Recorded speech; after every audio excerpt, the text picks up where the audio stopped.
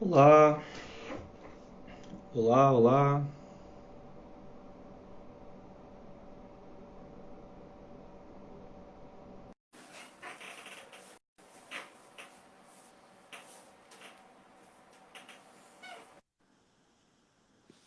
Opa! E aí, professor? Tudo bem, Dilton? Tudo bem? Primeiro de tudo, Oi, quero agradecer a tua presença, né? é isso.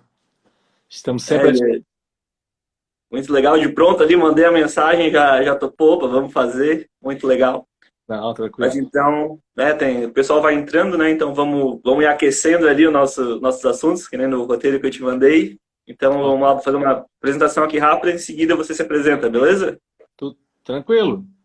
Beleza, então, né? Eu sou, pessoal que nós assistindo, eu sou o Dilton, sou estudante de artes cênicas na UFSC. Fiz eletrotécnica aí no IFSC, né? Não cheguei a concluir, mas cheguei até a quinta fase.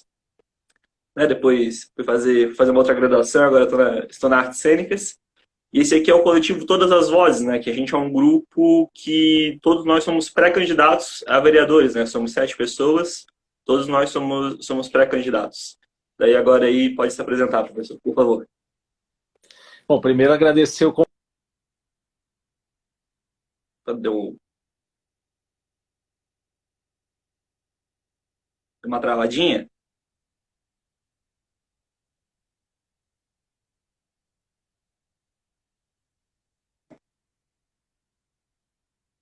Problemas técnicos sempre acontecem.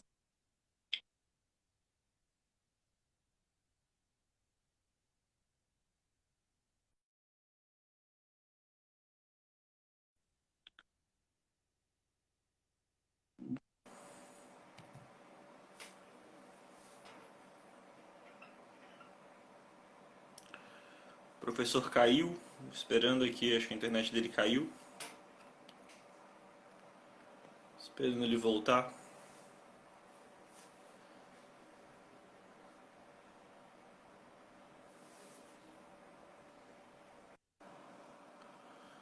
Deixa eu ver aqui.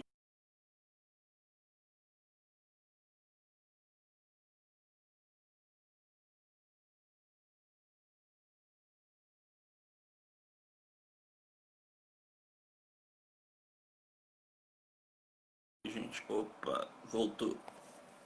Já mandei pro professor, acho que ele já vai retornar. que houve, Dilton. Caiu? Caí? Caiu? Acho que foi a tua. Acho que não foi a minha, não. Mas É, acontece. Vamos lá. então, assim, não ouviram nada, né, na minha apresentação. Não, não, acho que não. Bem na hora que o professor ia começar a falar, estava agradecendo ali. Mas vamos começar de novo, então. Vai lá. Ah, tudo bem. Então, eu entrei na instituição em 89, 1989, professor de eletrônica, no início do curso de eletrônica, o curso foi implantado em 88, né? Se derivou exatamente da eletrotécnica, então a eletrotécnica dividiu com a eletrônica. Então, estou na instituição desde 89, participei de todos os processos de transformação, né? Escola técnica, Centro Federal. A partir daí, a gente começou a ofertar cursos de graduação. E, recentemente, em 2008, Instituto Federal de Santa Catarina. Participei aí de praticamente todos os cargos, coordenador de curso, chefe de departamento. De 2011 a 2015, fui eleito diretor do campus Florianópolis, o maior campus do Instituto Federal, né? Que você foi aluno. Sim, sim. Fiz parte da tua campanha lá, o logo verde e tal. Eu estava pendurado na calça, estava fazendo campanha pro professor. Mas conta pra gente como é que foi esse processo para se tornar candidato a reitor e tal. Teve outros professores pedindo para você ser candidatos, ou até mesmo os técnicos administrativos, estudantes. Como é que foi esse processo aí? Bom, como eu te falei, né, de 2011 a 2015 eu fui diretor eleito e né, a gestão, a gente sempre defendeu uma gestão participativa, com a participação da comunidade, né, o plano de gestão foi participativo, então, a partir daí, nós entendíamos que nós poderíamos ser candidatos, isso em finalzinho de 2015, né, pela primeira vez, a reitor contra, né, uma gestão que a gente entendia autoritária, centralizadora, é, sem diálogo, enfim. E aí nós participamos dessa eleição. Essa eleição não teve segundo turno, perdemos a eleição, foram 3 candidatos, ficamos em segundo, a primeira colocada ficou com 33% dos votos, nós ficamos com 30% e o terceiro com 11%.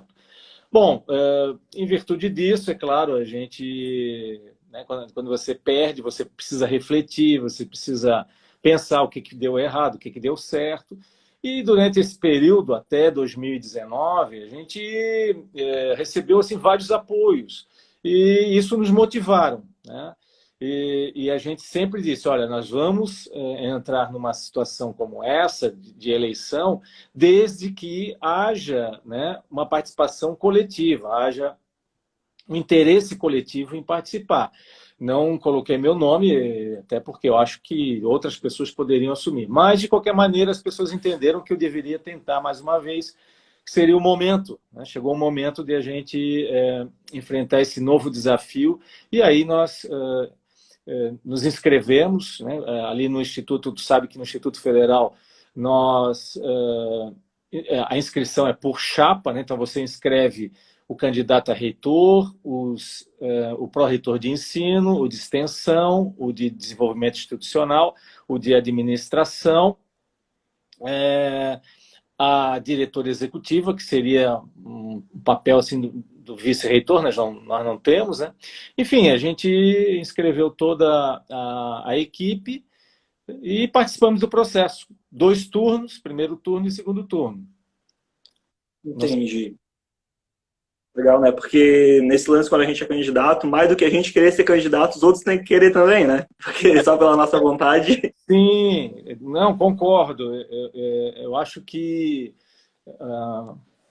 a nossa proposta, né, não foi defender o nome do Gariba, foi defender uma concepção democrática para o Instituto Federal. Por isso que o nosso, como eu falei, né, o nosso plano de gestão ele foi participativo. Os estudantes participaram, por exemplo, no item assistência estudantil, ele foi feito único e exclusivamente pelos estudantes. Nós nem mexemos. A gente acatou o que foi encaminhado pelos estudantes. E, claro, em outros aspectos também, né, o ensino, a pesquisa, a própria extensão, a gestão, enfim. Legal. E, bom, seguindo essa linha do tempo, né?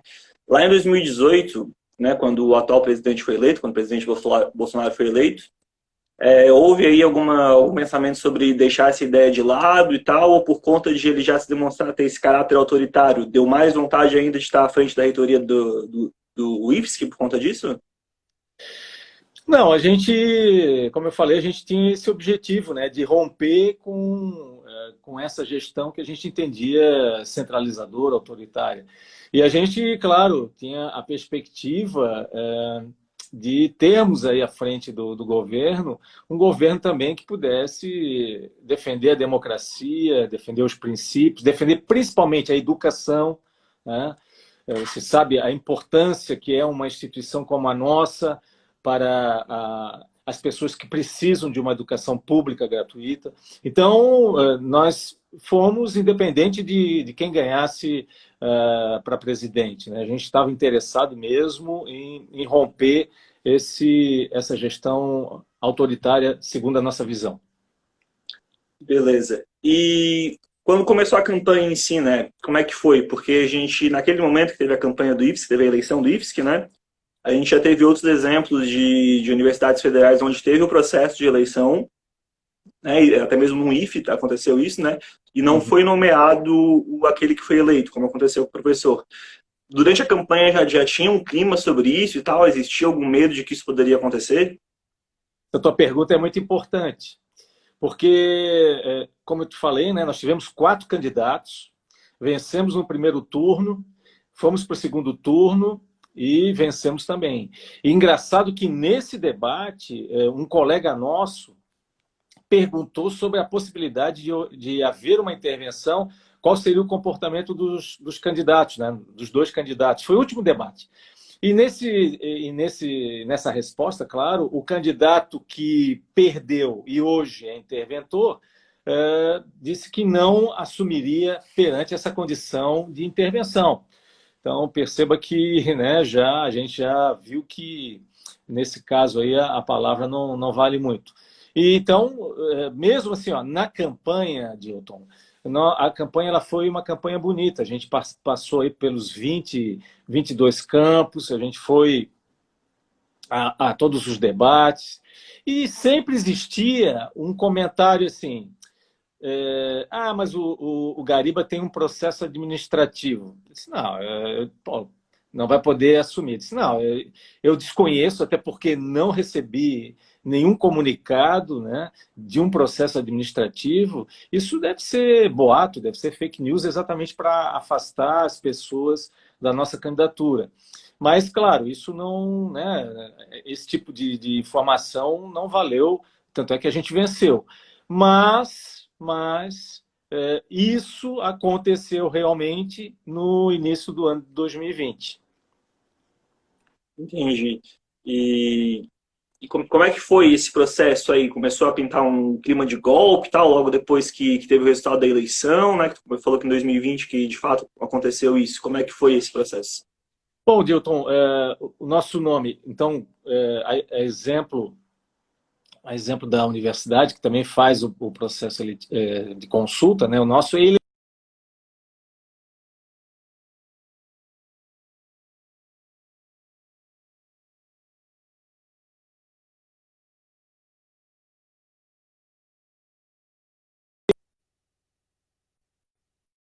superior, em 16 de dezembro de 2019. A comissão eleitoral encaminhou toda a documentação aqui, e a gente ficou acompanhando no sistema do MEC esse processo. Então, até abril de 2020, nós estávamos tranquilos, não existia nenhum impeditivo de nomeação. Para nossa surpresa, no dia 30 de abril, a reitoria, nós soubemos isso depois, tá? A reitoria recebeu um comunicado da CETEC, que é a secretaria a qual nós somos subordinados, né? E aí ficamos intrigados, porque depois desse comunicado, além do processo seletivo, né, que estava no sistema do MEC, apareceu um outro processo e um reitor pro tempore. Isso nos deixou perplexos, porque até o momento nós não tínhamos nenhum comunicado de que nós não poderíamos ser nomeados. Então a gente buscou junto à secretaria o contato com o secretário, mas nós não conseguimos. Nós tentamos por 6 vezes, inclusive falamos com ele por telefone, e ele disse, não, pode deixar que eu retorno, e não houve. Né? Não houve esse retorno. Então não houve, por exemplo, um diálogo com a CETEC para saber por que nós não fomos nomeados. Nós ficamos sem saber. Né? E aí, o que acontece? Nós recebemos no início do ano um comunicado da Controladoria Geral da União dizendo que nós tínhamos um processo administrativo.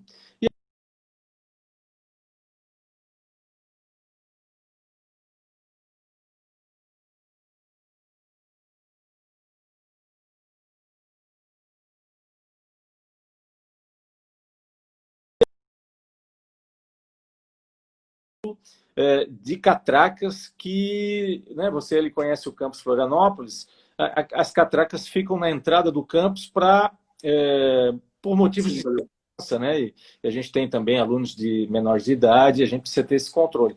Essas catracas foram adquiridas antes de eu tomar posse como diretor do campus, foram adquiridas em 2010. Quando nós assumimos, nós instalamos essas catracas e tentamos a integração com o sistema acadêmico da época, que era o ISAC, não sei se você lembra. Só que o ISAC não permitia essa integração. E aí recebemos o comunicado da reitoria dizendo que estava sendo adquirido um novo sistema. Foi adquirido um novo sistema, mas só que foi implantado em 2018. Né? Então, nós não tínhamos como integrar o sistema, porque esse sistema só foi implantado em 2018, já não era mais diretor. E aí, o que eu respondi para a comissão de sindicância é que eu não tinha documento nenhum, até porque esse documento ele é institucional, não é pessoal. E deu por isso. Só que o que aconteceu? A comissão de sindicância terminou em 2018 e o resultado foi encaminhado pela ex-reitora para a CGU.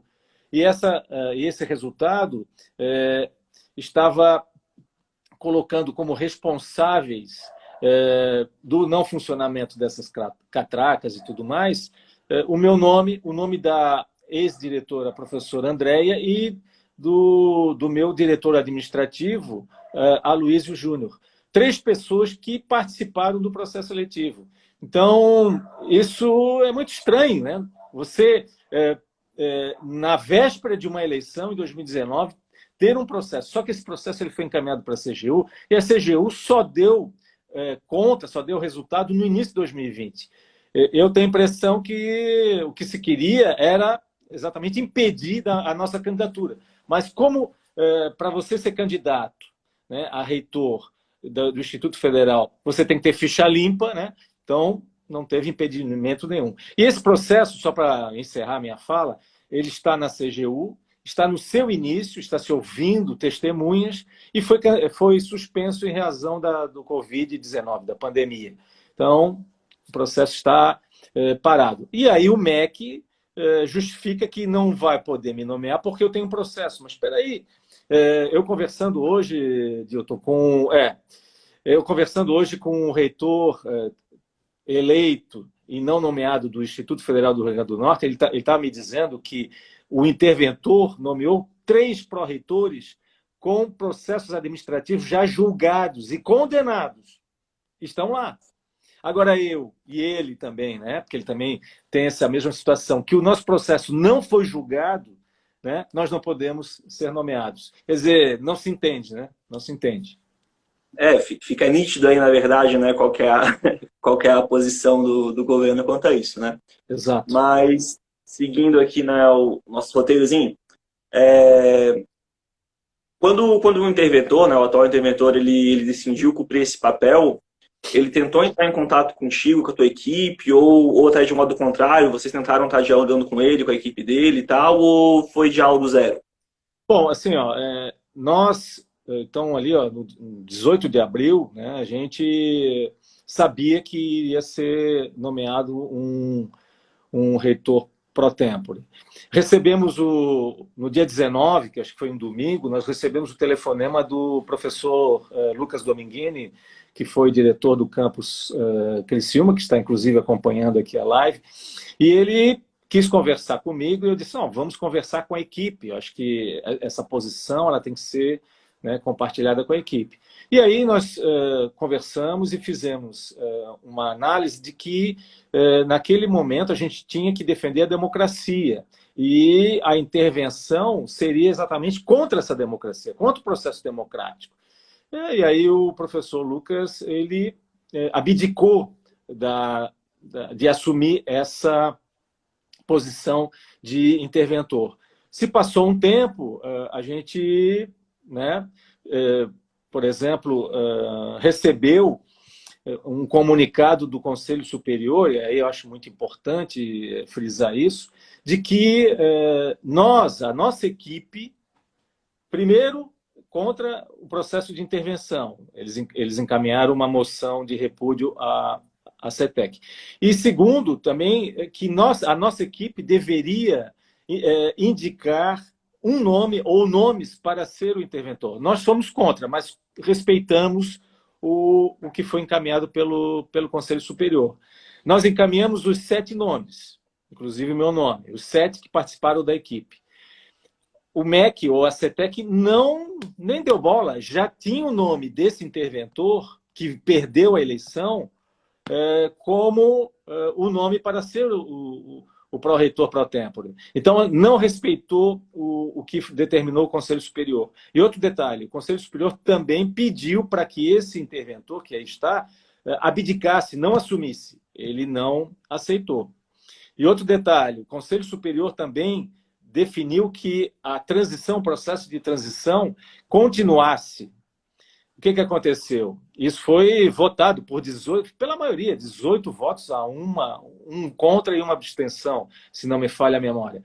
E o interventor simplesmente não acatou essa determinação do Conselho Superior e publicou uma portaria dele dizendo que estava encerrado a transição do processo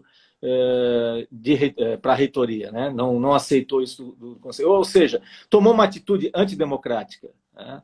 Então, a gente percebe aí o perfil da pessoa que está à frente hoje do Instituto Federal. Isso só traz prejuízo para a instituição, evidente. Isso. E falando sobre esses prejuízos, né, aqui para a gente, para uma parte de quem está assistindo, fica nítido qual que é o problema dessa intervenção, mas tem uma parte do pessoal que não deve estar muito nítido qual que é o problema de estar tendo isso, né? Então, explica um pouco para a gente quais são os problemas gerados por essa intervenção. Essa intervenção, ela afronta a autonomia institucional, porque a nossa instituição, ela tem autonomia universitária, isso está garantido no artigo 207 da Constituição. O nosso papel é com a comunidade, o Instituto, ou mesmo eu não sou funcionário público de um governo, eu sou funcionário público de um Estado. Né? Eu atendo ao Estado, né? E não ao governo, a nenhum governo. Então, o nosso compromisso é com a comunidade. Então, a partir do momento que você tem uma intervenção, o interventor, ele responde a quem? Ao MEC.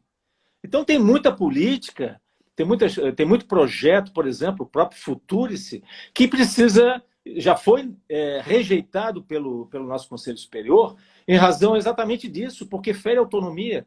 Quando você fala em ferir autonomia, é você, por exemplo, garantir a inclusão de pessoas que não têm a condição de frequentar uma instituição como a nossa. É você abrir as portas para esse público, é você definir cursos que tenham cunho social, projetos de extensão, projetos de pesquisa com cunho social. Então, essa intervenção da autonomia fere exatamente isso, porque você tem uma instituição, né, pública que tem que ofertar curso gratuito, que tem que fazer pesquisa, que tem que fazer extensão, tem que gerar avanço científico, tecnológico. Né? Você sabe que hoje o IFES, que está em 20 municípios, o Instituto traz desenvolvimento para esses municípios. Então, toda essa intervenção, ela cai em prejuízo. Agora mesmo, com essa questão aí da pandemia, né, da questão de muitos alunos nossos não terem acesso a um celular, não tem um computador, não tem um celular para acessar as atividades não presenciais, isso deveria ter sido melhor discutido. E isso não aconteceu exatamente pela intervenção, pelo processo antidemocrático que é o perfil desse interventor. Então, várias questões aí estão amarradas exatamente com essa intervenção. E é claro, né, o que venceu a eleição foi o nosso projeto para o Instituto, não foi o projeto do interventor. Então, o que está em jogo também é um projeto de gestão participativo, democrático, que foi o grande vencedor das eleições de 2019. Entendi. O professor comentou anteriormente que está em contato, né, com outro reitor que foi eleito e não foi nomeado, né? Tá tendo isso, Tá tendo papo com alguns outros estados e tal, ou é apenas com esse? Como é que está esse diálogo? Hoje nós temos aí 3 situações como a nossa, né? O Cefet do Rio de Janeiro, o professor Maurício, né, que está há um ano sobre intervenção. E um detalhe importante, eu recebi inclusive do professor Arnóbio, que o interventor do Cefet do Rio de Janeiro mudou ou nomeou 3 diretores novos, ou seja, não respeitou a eleição desses diretores, estudando esses 3 diretores, que foram eleitos, que foram numa eleição legítima, no Instituto Federal do Rio Grande do Norte e no Instituto Federal de Santa Catarina. Então, são 3 situações de intervenção. Né? E a gente te agradece, porque esse tipo de momento, né, de utilizar as redes sociais, é o único momento que a gente tem tido para poder chegar na comunidade e esclarecer esse processo. Porque a grande mídia, Dilton, a partir do momento que foi escolhido o interventor, se fechou, não quis mais saber. né? E a gente tem exatamente por intermédio das redes sociais a possibilidade de chegar, né, na comunidade e esclarecer. Porque, como tu dissesse, muita gente, né, ainda não percebeu os malefícios de uma intervenção como essa que está acontecendo no Instituto Federal de Santa Catarina. Eu quero aproveitar e cumprimentar a professora Élica, lá do Cefet do Rio de Janeiro, que acabou de entrar. Boa noite, professora. A professora é uma guerreira também, que tem denunciado a intervenção lá no Cefet do Rio de Janeiro. Né? Vou aproveitar aí também para cumprimentar todo mundo que está acompanhando a live, o professor Alex, que eu mandei o convite agora há pouco também, eu vi que ele está ali online com a gente acompanhando. Mas vamos lá, né? E sobre essa questão da grande mídia, não está falando nada, muito porque a grande mídia tem interesse em projetos como Futurist, inclusive, né? Esse lance do passar a boiada, né? Então, como é interesse deles que tem essa intervenção mesmo, né? Não que tenha essa intervenção, mas que, né, que sejam beneficiados por conta dessas questões. Mas e quanto ao Sinasef ali, né, o sindicato, eles estão do lado do professor e os grêmios estudantis dos campos, os CAs, né, dos cursos universitários, como é que eles estão agindo quanto a essa questão?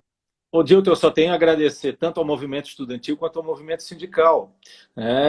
São molas propulsoras aí do movimento contra o interventor, do fora interventor, do posse do reitor eleito já. E tem sido fantástico, né? A gente até teve a notícia, viu, Dilton, da criação do Conselho de Base dos Estudantes, que é um caminho, é um passo para a criação do Diretório Central dos Estudantes, né? Os grêmios também, os grêmios, né, de vários campos também se mobilizaram. A União Brasileira de Estudantes Secundaristas entrou com uma ação na Justiça em São Paulo, né, a respeito da nossa não nomeação. O sindicato entrou também, né? Eu até estava participando aqui antes de chegar aqui na live, eu estava acompanhando a reunião do sindicato, a assembleia do sindicato, né? A ação que o sindicato entrou está agora na segunda instância, lá em Porto Alegre, né? No TRF4. Até agora, olha só, até agora, a justiça, tanto os nossos advogados, porque também nós tivemos que contratar advogados, então a gente está com 3 ações, né? Os nossos advogados, o do Sinasef e da UBS. Os nossos advogados, né, também a ação que foi impetrada, ela não foi indeferida na primeira instância, mas olha o detalhe importante. Até agora, o que está sendo analisado pela Justiça é a competência de quem nomeia. Não, o que deveria ser analisado é o mérito da questão, ou seja, a presunção de inocência. Na Constituição brasileira garante que todo mundo é inocente até que se prove o contrário. Então, eu, o professor Arnob, o professor Maurício, lá do Cefet, somos inocentes até que se prove o contrário. Então, perceba que a Justiça, até agora, não analisou o mérito da questão. Então, a gente agora está com esperança de que agora em Porto Alegre se possa analisar o mérito da questão, que a nomeação, né, não cabe a não nomeação, porque nós somos inocentes, né?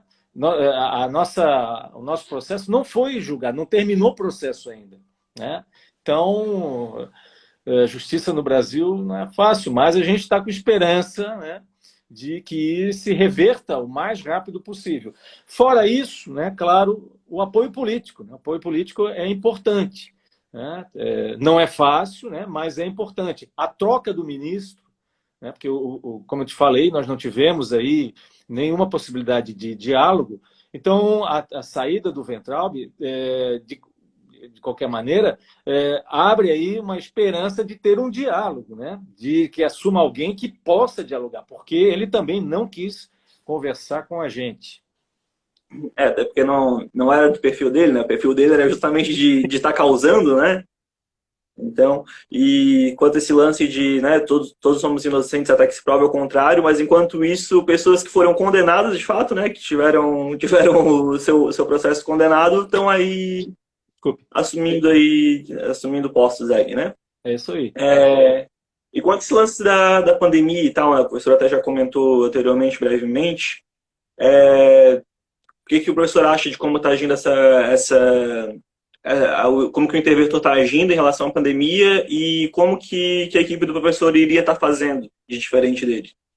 É evidente, nós tivemos aí uma mudança, né? Dia 15 de março, 15 de março eu estava preparando meu material tal para as aulas de segunda-feira, quando a gente recebeu a notícia de que não, olha, está suspenso e agora vão ser atividades não presenciais. Olha só, eu tenho que também fazer um elogio ao nosso Conselho Superior. Se não é o Conselho Superior insistir em várias questões, né, a gente estaria também em outro rumo. Porque, olha só, o interventor ele fez um vídeo que a interpretação era que nós deveríamos voltar presencialmente a partir do dia 3 de agosto. Olha a irresponsabilidade. Por quê? Por que eu falo irresponsabilidade? Olha só, Sim. desde o dia 16 de março, nós não temos um plano de contingência, um plano que defina quando voltarmos, quais são os protocolos. Nós não temos ainda nenhum material, máscara, luva, álcool gel, enfim, material necessário, equipe de proteção individual, né? Material necessário até agora não foi adquirido, então não temos um plano de contingência, não temos equipamentos necessários, não temos um comitê técnico científico, porque assim, não sou eu que vai dizer que não, vamos voltar, não vamos. É uma equipe que tenha profissionais, que o IFSC tem, né? De segurança, de saúde. Nós precisamos ouvir esses profissionais. A exemplo do que fez a própria universidade, o que fez o Instituto Federal Catarinense. Então, nós não temos olha, passado é março, hein? Abril, maio, junho, 4 meses, e agora que a coisa está surgindo. Então, se perdeu muito tempo. Não se fez um planejamento, porque, olha só, quando você fala para os professores, olha, a partir de amanhã vai ser atividade não presencial, os professores não foram capacitados para isso. O pessoal confunde, isso não é educação à distância. Educação à distância tem toda uma metodologia que é diferente dessas atividades não presenciais. Então, deveria ter sido feito o quê? Um momento de planejamento, de capacitação, para que o aluno não seja prejudicado. Então, a nossa preocupação hoje é exatamente com esses alunos que não tiveram o contato.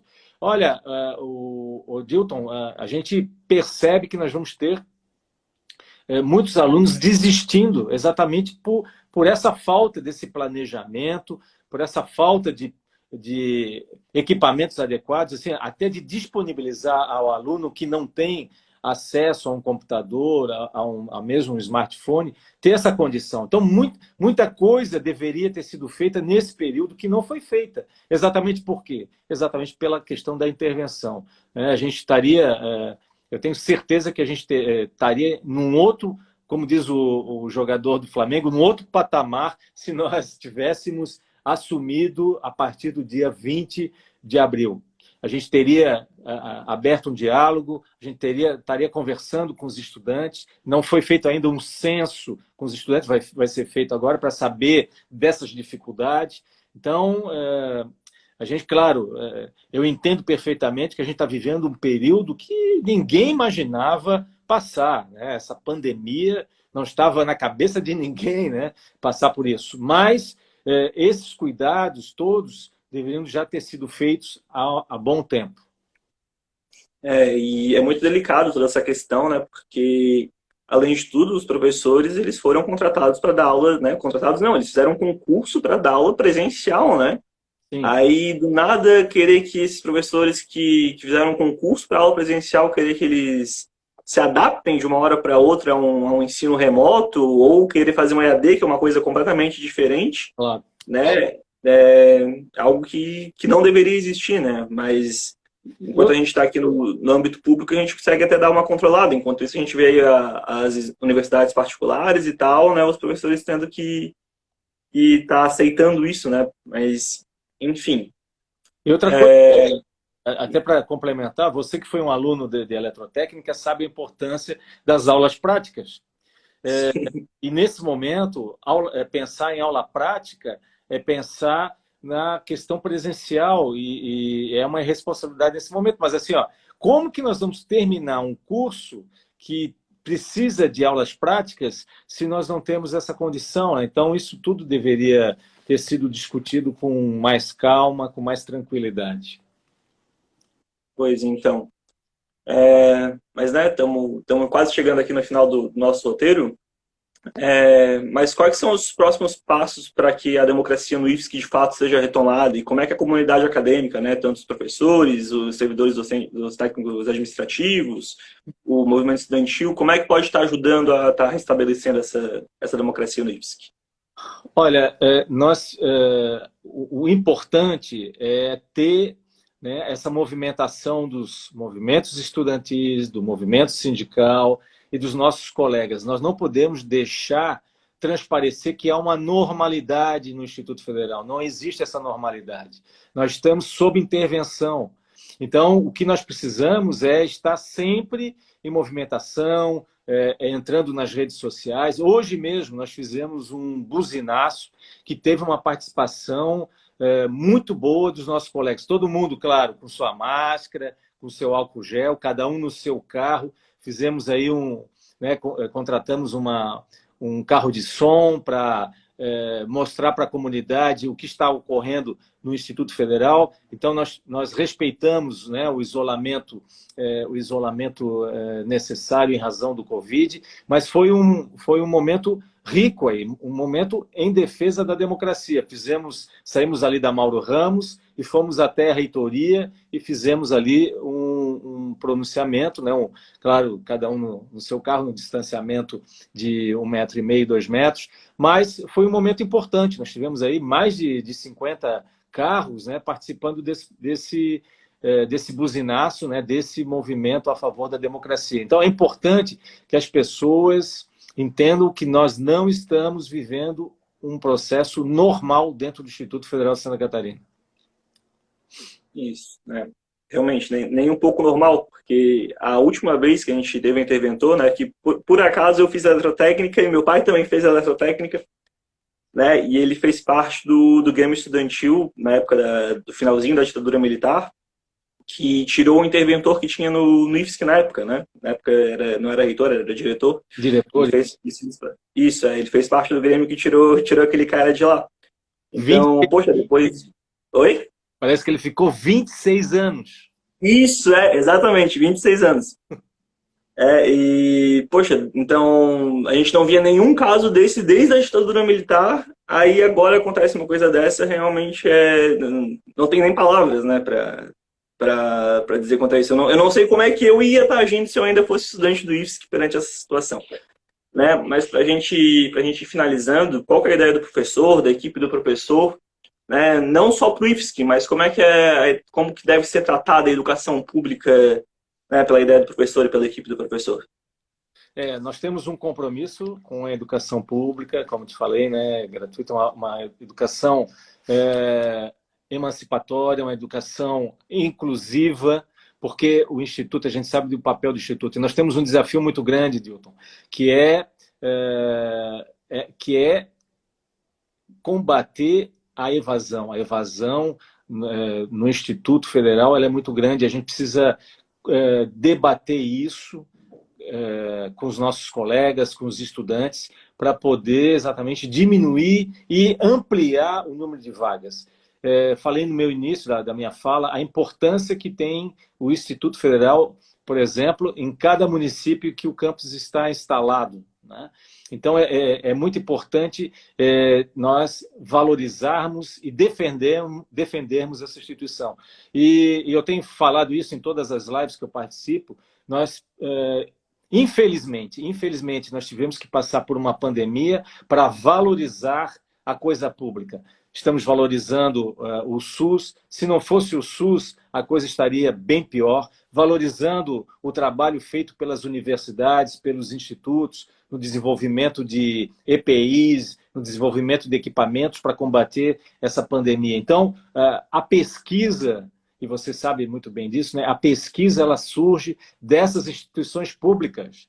É ali que surge a pesquisa, projetos de extensão. Então, a gente tem que valorizar o que é público. Nós temos que valorizar e apostar numa educação para todos. Isso é importante. É isso que a gente defende, é isso que a gente vai querer defender a partir do momento que estiver à frente dessa instituição grandiosa que tem mais de 500 cursos, que tem 44 mil matrículas. Enfim, é uma instituição que nos orgulha. E eu sempre falo, né? Aqui não estamos defendendo o Gariba, nós estamos defendendo o processo democrático. Por isso pode acontecer hoje no Instituto Federal de Santa Catarina, pode acontecer em qualquer instituição pública do Brasil. É isso, então. Professor, muito obrigado. Imensa gratidão por ter participado aqui do nosso bate-papo aqui. Foi muito legal. Eu, inclusive, tinha várias dúvidas, né, do que estava acontecendo no IFSC. O professor conseguiu sanar praticamente todas elas, né? Então, mais uma vez, agradecer muito. Obrigado por ter vindo aqui conhecer o nosso coletivo. Eu que agradeço. Né? E é isso, vamos continuar aí na luta por um IFSC democrático, né? E que aconteça logo aí a posse do professor. Só para registrar, você não era nem nascido, mas a democracia, a primeira eleição, claro, não era instituto, era escola técnica, foi em 1986. Desde lá, sempre se respeitou o processo democrático. Não vai ser dessa vez, né, que nós vamos deixar de lutar pela democracia. Infelizmente, o estrago foi feito. A história vai dizer exatamente o que esses interventores estão fazendo com o nosso Instituto Federal de Santa Catarina. Obrigado, Dilton. Obrigado aí a todas as vozes. Eu quero deixar um salve aqui pro Cândido, funcionário lá do IFSC Florianópolis, pediu para dar um salve aqui ele, mandando um salve pro Cândido, grande Cândido, grande amigo meu. Tá certo, professor? Brigadão, viu? Mais uma vez, muito obrigado. Uma boa noite, professor, e vamos continuar a luta. Muito obrigado. Boa noite. Valeu, boa noite.